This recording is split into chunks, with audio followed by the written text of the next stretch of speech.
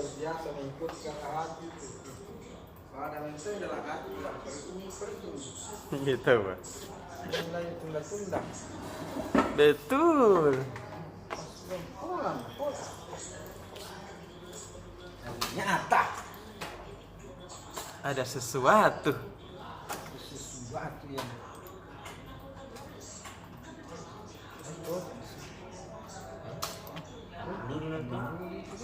Jadi besok itu apa kita mauan sampaikan ke tamu ke Tribuners. dua dan di bawah itu 50 kilo.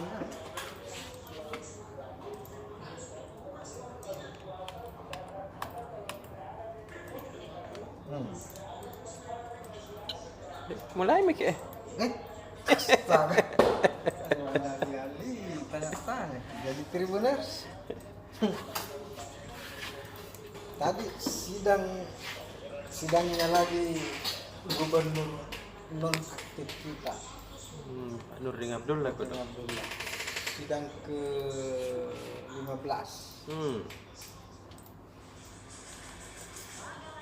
Besok sidang ke 16. Lanjut lagi besok.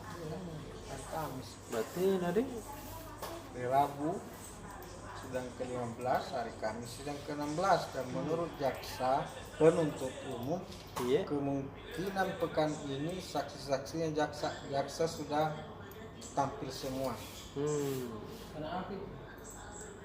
Ada sekitar sampai sidang ke-15 ini sudah 65 saksi yang tampil. Ini banyak ada. 65 saksi. Yang kita bayangkan itu majelis hakim itu. Enggak dong. Susahnya itu bayangkan kalau 65 orang diperiksa di depan tak. Kemudian orang itu ditanya oleh orang di depan tak. Ini kan orang dulu di depan tak. Ada JPU bertanya kepada orang yang dulu di depan tak. Betul. Kemudian ada penasihat hukum terdakwa juga bertanya. Baru kita dengarkan mereka. Berdebat ini dua orang di depan tak. Iya. Karena bertiga orang, tiga pihak ini berdebat, kita dengar. Iya. Satu, yang lain lagi kita dengar berdebat. 65 orang begitu. 65 pusingnya. Dan kita akan tulis nanti. Dan menyimpulkan nanti. Jadi itu yang bilang hakim enak karena duduk-duduk ji. Bayangkan kita seperti itu. Waspada kata bilang duduk ya. Iya kan ya saya bilang begitu. Yang paling enak itu jadi hakim, tinggi gajinya. Nasibnya orang di Paluna. Tinggi gajinya. Nah, tapi itu tadi prosesnya. Tiga pihak di depan tak berdebat tiap hari, tiap saat kita dengar, kita tulis dan kita bacakan nanti kesimpulannya. Kan itu hakim biasa kalau memutuskan perkara sampai berjam-jam itu dibaca itu satu persatu. Iya, betul. Lembar per lembar itu dakwaannya. Itulah proses yang sedang terjadi. Kita bisa bayangkan nanti pembacaan vonisnya kasusnya Pak Nurdin Abdullah Itu tebal nama berapa tebalnya itu. Yang saksinya begitu banyak. Ini belum saksinya Nurdin Abdullah. Iya. Setelah saksi JPU dinyatakan selesai nih pemeriksaannya, itu hakim nanti mempersilahkan lagi kepada terdakwa untuk menghadirkan saksi lagi. Kalau ini juga hadirkan 100 saksi. Sampai kapan ini selesai? Dan bisa sampai 100 saksi kalau diberikan kesempatan. Betul. Bagaimana nih kalau semua warga Puncak bilang saya mau semua jadi saksi? Iya tahu. Kalau dikasih kesempatan semua. Dan mereka semua merasa berterima kasih karena terlibatkan masjid. Iya tahu. Dan masjid satu-satunya di kampung itu, pertama di kampung itu. Dan lama memang mau dia, nggak jadi. Lama di jalan. Jadi ada kalau semua warga di situ mau semua datang menjadi saksi. Iya. Tapi kan yang namanya saksi terhadap persidangan begini memang yang betul-betul terkait. Betul. Biar juga kita ini, dan saya juga mau bersaksi, enak ditanya apa kaitannya? Pernahkah disebut-sebut namamu di sidang sebelumnya? Iya. Kalau tidak pernah, tidak dikabulkan sebagai saksi. Ada harus ada ini, ada kriterianya. Oh begitu deh. Ini kan tadi ada juga saksi auditor BPK. Hmm. Ini yang lucu ini dan sangat menyedihkan sekali kalau benar-benar ini terjadi. Nah, apa dong? Biasanya itu kasus korupsi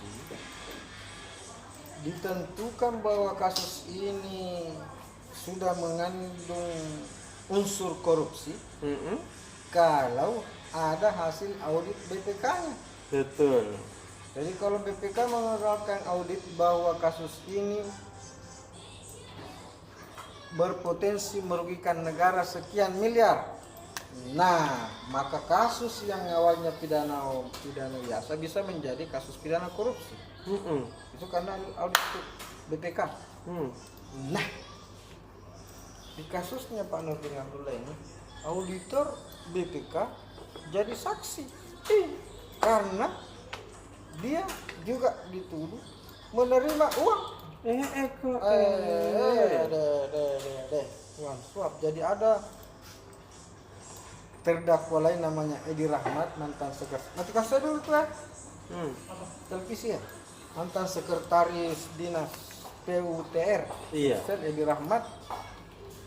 Dia bilang 2,8 miliar nih uang saya kasih ke auditor BPK untuk mengamankan proyek di Pindrang katanya. Jadi ada proyek jalan di Pindrang dan beberapa proyek jalan lainnya yang dikerjakan di selama era 2 tahun terakhir pemerintahan Sulsel waktu itu. KPK temukan bermasalah. Supaya tidak jadi temuan BPK, Edi Rahmat berinisiatif minta uang kepada semua kontraktor. Jadi Edi Rahmat bilang, kontraktor kumpul kau. Baru kita kasih auditor BPK supaya aman kini proyek. Ini sudah jadi temuan ini. Oh, dede. Nah, ini terkumpul uang 2,8 miliar, itu yang dikasih ke auditor BPK. Dan ini dikatakan Edi Rahmat waktu dia jadi saksi sidang terdakwa lainnya kemarin, Agung Sucipto. Kan ada 3 saksi terdakwa di kasus Agung Sucipto. Yang didakwa menyuap NA, Edi Rahmat, penerima suap, dan Nurdin Abdullah. Waktu Agung Sucipto jadi saksi di sidang sudah divonis Agung Sucipto, Edi Rahmat jadi saksi. Waktu Edi Rahmat jadi saksi itulah dia menyebutkan bahwa ada uang 2,8 miliar diberikan ke auditor BPK. Nah, karena berdasarkan keterangan Edi Rahmat dalam sidang Agung Sucipto itulah jaksa penuntut umum menghadirkan auditor BPK dalam sidang ke-15 Nurdin Abdullah kemarin itu. Kait begini ya kasusnya. Ini dibilang benang kusut. Betul. Tidak tahu di mana ujung pangkalnya. Iya. Auditor BPK yang menjadi lembaga berwenang, salah satu lembaga yang berwenang menentukan sebuah kasus korupsi atau tidak, justru dia yang dia jadi saksi korupsi. Bahaya, nah. Tapi nanti auditor BPK ini uang pengembalian. Nah bilang jaksa penuntut umum ini uang masih misteri, apakah benar-benar uang pengembalian ke BPK atau uang suap ke BPK. Jadi sama-sama uang dikasih begini. Iya. Ini uang. Tapi ini uang yang dikasih dia bisa menjadi uang pengembalian ke kas negara, juga bisa menjadi uang suap. Kalau tidak ada kasus kena bilang kalau uang dia suap. masuk di kantong, Iya. Nah, dia menjadi uang suap. Tapi kalau dia masuk di kas negara, Iya. dia menjadi uang bukan suap. gitu kira-kira. Ribet na to. Bermasalah. Jadi hingga sidang Nurdin Abdullah yang ke-15 ini,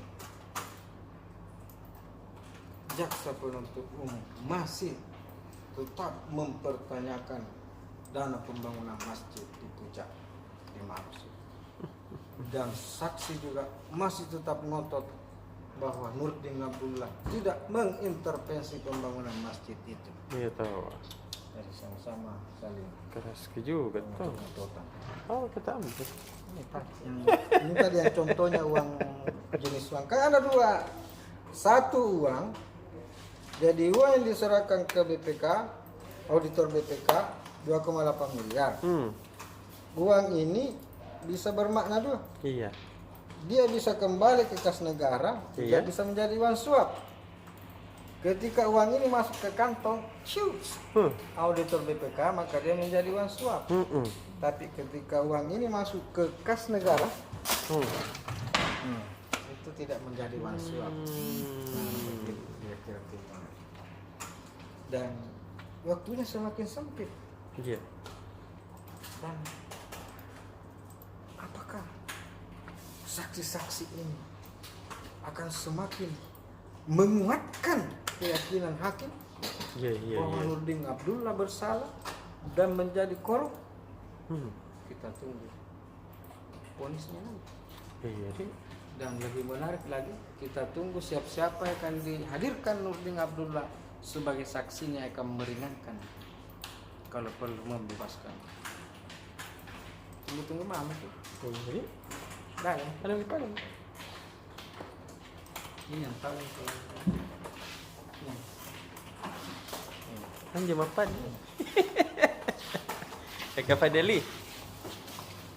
Apa kita mau laporkan ke Kakak Fadeli? Iya, kocak. Jadi Dewa ke PSM Wako PSM. makin hari waktu menjamu Bali United kian dekat coach. Iya. Jadi hari ini dan mungkin besok pagi akan jadi latihan terakhir PSM di Bosowa Sports Center sebelum berangkat ke Sleman untuk menghadapi Bali United di Bantul Yes. Minggu 17 Oktober nanti coach. Jadi Coach Milo ini wartawan kami mewawancarai di Bosowa Sports Center setelah latihan. Katanya Milo, kita tidak takut. Ya tahu. Pak.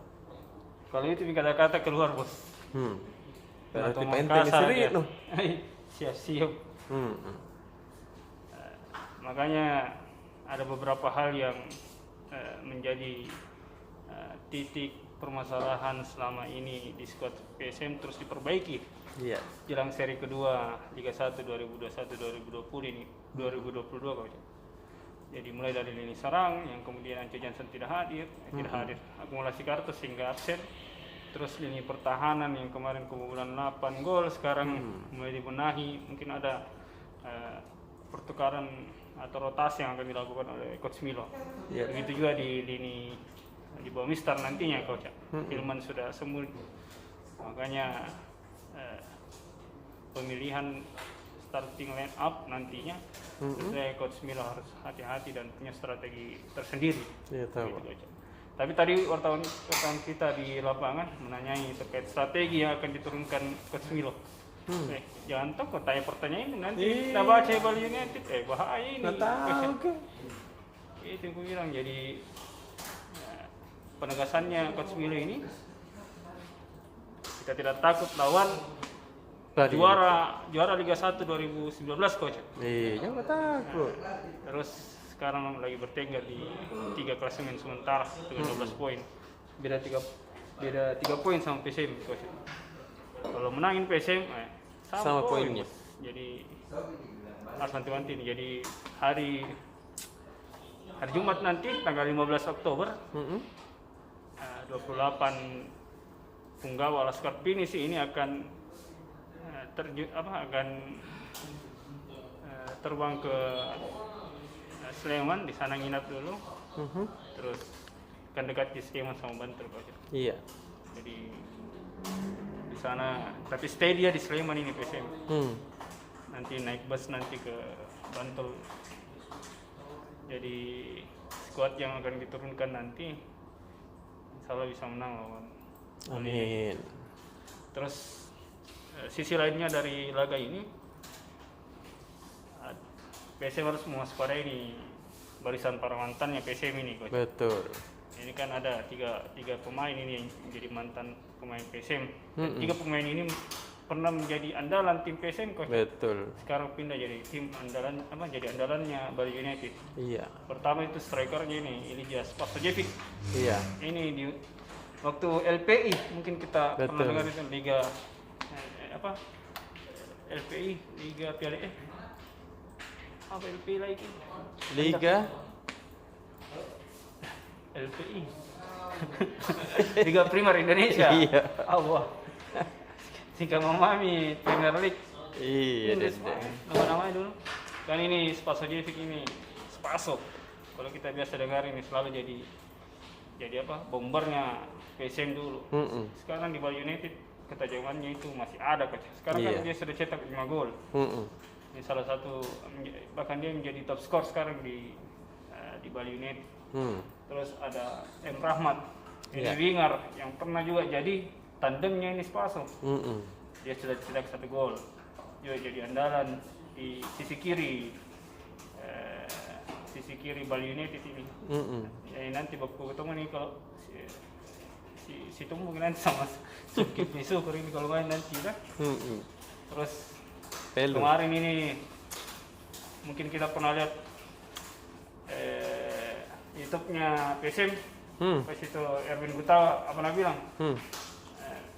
Striker tim di klub Indonesia yang mau sekali dia lawan ini adalah Bali United. Strikernya itu Spaso. Ya, nanti kalau baku tumbuh nanti Erwin sama Spaso di lapangan. Iya. Jadi dia memang Erwin Gutawa ini memang menakutin sosok Spaso Jevic. Iya. Walaupun Marco Simic lebih besar daripada Spaso, tapi tidak takuti Marco Simic. Dia cuma agak segan begitu sama Spaso. Jadi nanti kita lihat nanti apakah Erwin diturunkan dan akan bertemu sama Spaso atau seperti apa. Terus mantan lainnya Rizky Pelu. Ini aslinya ini box to box dulu PSM ini. Tidak tahu jauh bertahan nih. Penyerangan biasa jadi pemain penyelamat kan? Iya. Nah, sekarang mungkin dia akan bertemu juga dengan gelandang bertahannya juga PSM ini. Bektur. Yang penting luar biasa nih pertempuran ini, Coach. Semua lini ini akan baku menyala begitu kalau di bahasa Twitter menyala kita kakak. Iya. Bagus tumbuk kok ini. Itu anunya, Coach. Selengkapnya nanti baca di halaman 16 dan ada sedikit informasi terkait Liga 3, Coach. Jadi infonya ini Asprof PSSI Sulsel ini akan merekrut 100 wasit yang tapi ada anunya, ada standar atau kriterianya itu. Jadi harus statusnya C1 nasional. Nah, ini luar biasa kalau C1 nasional itu. Mungkin itu selengkapnya bisa dibaca di halaman 16 Tribun PSM. Untuk Tribun Kampus, Coach. Ya, satu mah. Ada berlangsung wisuda ini, Coach, di Unibos sama di Unismu, Coach. Di Unibos ini ada sekitar 594 yang dikukuhkan oleh Rektor Prof. Muhammad Saleh Palu. Nah, ini di Unibos. Kalau di Unismu ada 1390 wisudawan yang kemudian dikukuhkan. Itu 4 tahap, Coach. Jadi kan protokol kesehatan ini jadi bertahap-tahap gitu. Betul. Dikukuhkan. Ada yang menarik tadi di pas wisuda Unismu, ada salah satu wisudawan yang kemudian tidak hadir, Coach. Pas diperiksa ternyata dia sudah meninggal 45 hari yang lalu. Kodong. Makanya tadi dia diwakili oleh kakaknya. namanya Munawwarah. Jadi dengan membawa bingkai fotonya adiknya, dia menerima ijazah S1 adiknya. Kodok. Itu mengharukan sekali, bisa dibaca di online itu. Kalau ada videonya nanti kita bisa lihat kok. Itu untuk di Tribun Kampus, Iya. halaman 8, baca besok. Kota? Terus, halaman kota, kabar baik datang dari data dari Pemprov Sulsel, di mana ternyata sudah ada 2,5 juta jiwa warga Sulsel yang sudah divaksin, Coach. Oh. Itu untuk dosis 1. Itu sekitar 35% dari target sekitar 7 jutaan, Coach. Jadi tidak sampai di situ, Pemprov juga masih melakukan beberapa vaksinasi selain mengandalkan mobile vaksinator yang merambah ke 24 kabupaten kota. Juga beberapa gerai-gerai vaksin yang mirip ala-ala ambil SIM orang kah atau pajak, jadi ada gerai-gerai di sini ya, langsung disuntik lagi. Ada banyak lagi. Ada yang menarik itu di Pemkot, Coach. Jadi di Pemkot nanti ada namanya Government Center. Siapa itu? Dia kayak pusat pelayanan terpadu, Coach. Oh. Nah, jadi sana nanti itu kalau orang mau bayar pajak, terus ambil bayar pajak, terus ada pelayanan kependudukan, nanti di Government Center itu, Coach. Tapi kemarin ini dijanji sama Pemprov untuk bagaimana pembangunannya, tapi itu nih sebatas di tender saya dan selalu gagal, Coach. Makanya yang menguntungkan kita bikin sendiri. Gitu. Jadi dulu Pemprov itu rencana dia mau bangun di Triple C, tapi di tangan wali kota Makassar, Bapak Mo Ramdan Pumanto, ini akan membangun di Taman Macan. Ada nanti di situ lahan yang disiapkan, dan nantinya tingginya itu 8 lantai, Coach. Tahun ini sudah dianggarkan perencanaannya 200 miliar, Coach. Perencanaannya. Jadi nanti pembangunannya nanti di anggaran pokok 2022. Jadi tidak tahu berapa anggarannya itu kalau pembangunan 8 lantai, Coach. Kita lihat saja bagaimana ke depannya, Coach. Satu stadion itu. Oke, selengkapnya baca di halaman 6. Oke deh. Kota. Dan